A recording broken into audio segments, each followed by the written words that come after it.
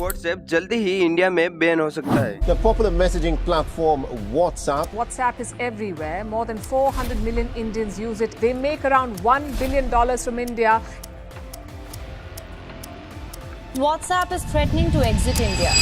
24 अप्रैल 2024 को व्हाट्सएप ने Delhi high court में ओपनली ये धमकी दे दी है कि आईटी रूल 2021 के रूल नंबर 4 से व्हाट्सएप जरा भी सहमत नहीं है, क्योंकि ये तानाशाही को इंडिया में ला रहा है, क्योंकि ये इंडियंस की राइट टू प्राइवेसी को खत्म कर देगा। इस रूल में बेसिकली फर्स्ट ओरिजिनेटर यानी कि मैसेज को क्रिएट करने वाले और उसको शेयर करने वाले को व्हाट्सएप को गवर्नमेंट के मांगने पर उन्हें देना पड़ेगा, जिसके व्हाट्सएप बिल्कुल खिलाफ है। और अगर ये रूल देश से हटाया नहीं गया है तो वो देश से चले जाने की धमकी दे रहा है, क्योंकि ये रूल भारत के नागरिकों का फंडामेंटल राइट टू प्राइवेसी को खत्म कर रहा है। तो इसका इम्प्लीकेशन बेसिकली ये हुआ कि व्हाट्सएप चैट, जिसे अब तक व्हाट्सएप खुद भी नहीं पढ़ सकता, इस रूल के बाद गवर्नमेंट उन चैट्स को जब चाहे पढ़ सकती है। जैसे थाईलैंड में होता है, जहाँ एक आदमी को रॉयल फैमिली को इंसर्ट करने वाले सोशल मीडिया पोस्ट शेयर करने के लिए 50 सालों की सजा मिल गई। सिर्फ एक पोजिंग पोस्ट के लिए 50 सालों की सजा। चाइना में भी ऐसा ही लॉ है। वहाँ एक कंस्ट्रक्शन सुपरवाइजर को सिर्फ इस बात के लिए 5 दिनों की जेल हो गई, क्योंकि उसने अपने दोस्तों के प्राइवेट चैट ग्रुप में चाइना के टॉप गवर्नमेंट ऑफिसर और एक सेलिब्रिटी के अफेयर होने को लेकर एक मीम भेजा था। तो क्या इसका मतलब अब से हमारी गवर्नमेंट भी हमारी सारी बातें को मॉनिटर करेगी और उनके खिलाफ अगर हम कुछ भी गलत बोलते हैं तो हम पर भी एक्शन लिया जाएगा? और अगर ये सच है तो व्हाट्सएप की राइट टू प्राइवेसी वाकई में हैपर हो जाएगी। तो क्या इस लॉ की वजह से व्हाट्सएप इंडिया से चला जाएगा? क्या हमें यूके जैसी कंट्री से सीखना नहीं चाहिए?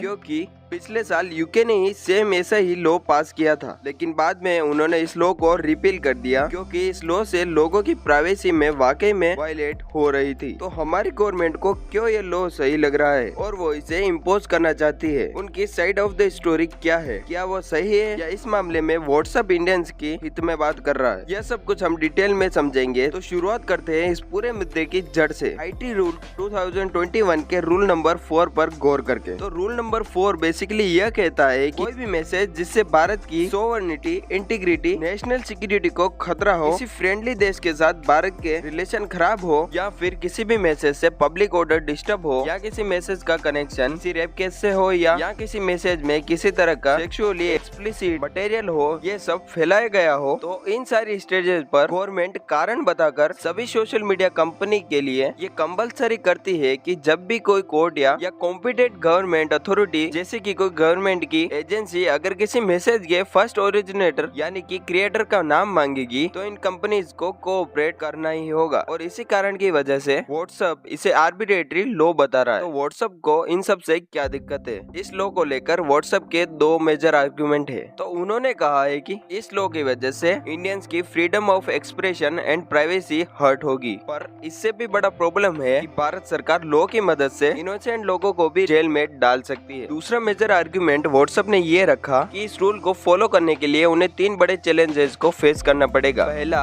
उनके प्लेटफॉर्म पर हर रोज लाखों मैसेजेस सर्कुलेट होते हैं। इसमें से फर्स्ट ओरिजिनेटर को ट्रेस करने के लिए उन्हें लाखों मैसेजेस को बैक ट्रेल करना पड़ेगा, जो कि काफी ज्यादा मुश्किल टास्क है। दूसरा, गवर्नमेंट उनसे किसी के भी मैसेज को कभी भी मान सकती है और इसके लिए उन्हें सालों के डाटा को मेंटेन करके रखना पड़ेगा, जो व्हाट्सएप अभी तक नहीं करता। तीसरा, डाटा को मेंटेन करना और उसे पढ़ना ये व्हाट्सएप के यूजर पॉलिसी के खिलाफ है, क्योंकि प्राइवेट चैट यही उनका यूएसपी है। इसकी वजह से ये उन्हें कॉम्प्रोमाइज नहीं कर सकते और व्हाट्सएप के ये आर्गुमेंट उसकी सिचुएशन को कंसीडर करके सही है। रूल नंबर 5 जो काफी ज्यादा कंसर्निंग है वो है डिक्टेटरशिप, जो गवर्नमेंट को ये पावर दे देता है कि गवर्नमेंट जब चाहे किसी भी स्टेटमेंट को जो उनके खिलाफ है उसे थ्रेट टू नेशनल इंटीग्रिटी बता के उस पर एक्शन ले सकती है। और स्पेशली ओपोजिशन पार्टी और ओपोजिशन मीडिया के साथ ऐसा होने के चांसेस बहुत ज्यादा है। तो ऐसा बिल्कुल हो सकता है कि आगे चल के चाइना और थाईलैंड जैसी कंट्रीज में हो रहा है, जैसे हमने देखा सरकार के खिलाफ बोलने पर लोगों को रूल के तहत जेल में डाल दिया जा रहा है, ऐसा इंडिया में भी हो सकता है। बट अगेन, हमने अभी तक सिर्फ एक ही साइड को सुना है। किसी भी डिसीजन को एक ही साइड को सुनकर नहीं लेना चाहिए, हमें दूसरे साइड के पर्सपेक्टिव को भी देखना चाहिए। और इसीलिए अब गवर्नमेंट के पॉइंट ऑफ व्यू को भी सुनना हमारे लिए उतना ही इम्पोर्टेंट बन जाता है। तो गवर्नमेंट के इस लॉ को लेकर अपने तरफ से 2 पॉइंट ऑफ व्यू रखे गए हैं। एक कि उन्होंने बताया कि यह लॉ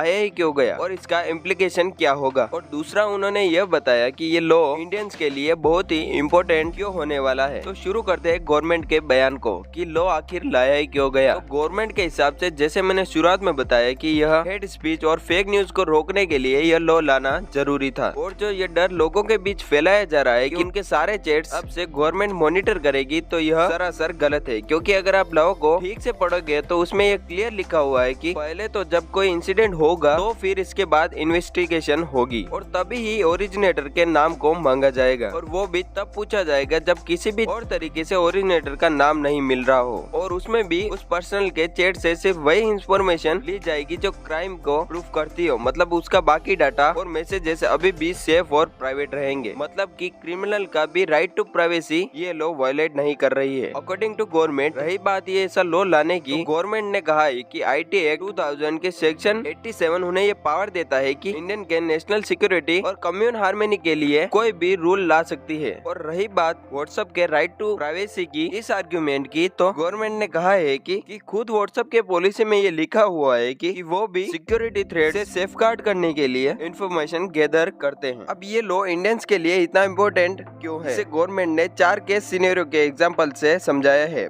पहला, IT मिनिस्ट्री ने बताया कि मोस्ट लीचिंग के केसेस में ये लॉ काफी ज्यादा इम्पोर्टेंट है क्योंकि इन केसेस में यूजुअली कन्विक्शन रेट सबसे कम बस सिर्फ 16 पर होता है। वजह, इन केसेस में कोई प्राइम एक्यूज नहीं होता, इसीलिए लिंचर जो मर्डर करके पब्लिक प्रॉपर्टीज को डिस्ट्रॉय करके भाग जाते हैं उन पर कोई स्ट्रॉन्ग एविडेंस नहीं होने के कारण उन्हें छोड़ना पड़ता है। जबकि आप देखोगे तो रिसेंटली जब भी इंडिया में कोई मेजर राइट्स हुए हैं उनके पीछे सोशल मीडिया पोस्ट या मैसेजेस कारण बिल्कुल होते हैं। बट अब इस लॉ से सोशल मीडिया पर उन राइट्स को इंस्टिगेट करने वालों को इजिली इन्वेस्टिगेट किया जा सकता है और उन्हें अरेस्ट भी किया जा सकता है। दूसरा है, इंडियन सोशल मीडिया टेररिस्ट के लिए एक सेफ हेवन बन चुका है। अब देखो, सितंबर 2015 में टेलीग्राम के फाउंडर पावन डुरोफ ने टेक क्रंच कॉन्फ्रेंस में ओपनली ये कहा है कि टेलीग्राम के लिए लोगों की राइट टू प्राइवेसी बहुत इम्पोर्टेंट है। वो इस डर से कि टेलीग्राम से टेररिज्म फैलेगा या कुछ बुरा हो जाएगा, इससे अपनी पॉलिसी को चेंज नहीं करेगा। इस स्टेटमेंट के सिर्फ 2 महीने बाद फ्रांस पर ISIS के टेररिस्ट ने वर्ल्ड वार 2 के बाद सबसे बड़ा अटैक किया था, जिसमें 130 लोग मारे गए और 350 से ज्यादा लोग घायल हो गए। फ्रांस पर इस पूरे अटैक की प्लानिंग टेलीग्राम और व्हाट्सएप पर हुई थी। काउंटर एक्सट्रीमिज्म प्रोजेक्ट के हिसाब से टेलीग्राम अपनी इंक्रिप्टेड सर्विस के हिसाब से ISIS, अलकायदा, हमास, हिजबुल्लाह के जैसे टेररिस्ट ग्रुप का एक सेफ हेवन बन चुका है। इस पर ही वो fund raising, recruiting, violence inciting और टेररिस्ट अटैक को कोऑर्डिनेट भी करते हैं। और इसीलिए इंडियन सोशल मीडिया भी टेररिस्ट ग्रुप का गढ़ न बन जाए, इसलिए ये लॉ जरूरी है गवर्नमेंट के हिसाब से। तीसरा सिनेरियो, यूके जिस कंट्री ने इस लॉ को इम्प्लीमेंट किया उसने भी एक बड़े टेररिस्ट अटैक को रोका भी था। तो यूके के एक लड़के ने मजाक में एयरपोर्ट से एक फ्लाइट लेने के बाद अपने दोस्तों को उनके स्नैपचैट ग्रुप में ये लिखा कि वो एक ISIS का टेररिस्ट है और वो इस फ्लाइट में बॉम्ब ले जा रहा है। पता नहीं कैसे यूके सीक्रेट सर्विस को ये पता चल गया और उन्होंने 2 फाइटर जेट की मदद से उस प्लेन को लैंड करवाया और फिर लड़के को अरेस्ट किया गया और उसका इन्वेस्टिगेशन हुआ। फिर पता चला कि खुद स्नैपचैट ने यूके की एजेंसी को ये अलर्ट दिया क्योंकि व्हाट्सएप जैसा ही एक इनक्रिप्टेड ऐप होने के बावजूद वो ऐसे लाइफ थ्रेटनिंग सिचुएशन पर इंफॉर्मेशन पढ़ सकते हैं। और आखिरी सिनेरियो, अब देखो ऑस्ट्रेलिया में भी 2019 से पहले कभी भी कोई ऐसा डेटा मॉनिटरिंग लॉ एग्जिस्ट नहीं करता था, पर 2019 में एक व्हाइट सुप्रीमस ने वहाँ एक मॉस्क पर बंदूक से मैच शूटिंग कमिट किया और इस अटैक को फेसबुक पर लाइव दिखाया और ये लाइव स्ट्रीम सोशल मीडिया पर इतना ज्यादा फैल गया कि गवर्नमेंट उसे पूरी तरीके से डिलीट ही नहीं कर पा रही थी और इसके ऑनलाइन होने से इस्लामोफोबिया वहाँ पर काफी ज्यादा फैल रहा था, जिसे रोकने के लिए ऑस्ट्रेलियन सरकार ने एक नया लॉ निकाला कि सोशल मीडिया कंपनीज को कंटेंट को मॉनिटर करके ऐसे हेट मैसेजेस को डिलीट करने पड़ेंगे। सो इंडियन गवर्नमेंट का पर्सपेक्टिव भी यहाँ पर कुछ ऐसा ही है कि इन्हीं हेट मैसेजेस को रोकने के लिए हमारे यहाँ ये लॉ लाया गया, क्योंकि हमारे सोशल मीडिया पर भी हिंदू खतरे में है, मुसलमान खतरे में है, ऐसे कई सारे मैसेजेस आपने देखे होंगे जो व्हाट्सएप पर काफी सर्कुलेट होते रहते हैं और इसी को रोकने के लिए गवर्नमेंट यह लॉ लाना चाहती है ताकि कम्युनल हार्मोनी मेंटेन रहे। और अगर आप थोड़ा सा भी मैक्रो स्केल पर देखें तो यह लॉ आज के तारीख में सिर्फ इंडिया में ही नहीं है बल्कि एक इंटरनेशनल ह्यूमन राइट्स ऑर्गेनाइजेशन के हिसाब से ऐसे टाइप्स के इंफॉर्मेशन कंट्रोलिंग लॉज 48 दूसरी कंट्रीज में भी लागू है, इंक्लूडिंग जापान और ऑस्ट्रेलिया जैसे कंट्रीज। हाँ, एक बात जरूरी है कि इंडिया में इस लॉ का दायरा ऑलमोस्ट हर टाइप के इंफॉर्मेशन पर लागू होगा। होगा वो किसी भी इंफॉर्मेशन को शेयर करने की डिमांड कर सकते हैं, लेकिन बाकी कंट्रीज में कुछ सिलेक्टिव इंफॉर्मेशन ही मॉनिटर हो सकती है। सो ये कंसर्न जरूरी है। अब दिल्ली हाई कोर्ट का इस मुद्दे पर क्या कहना था? वेल, इस केस की अगली तारीख देते हुए उन्होंने कंक्लूजन में यही बात की कि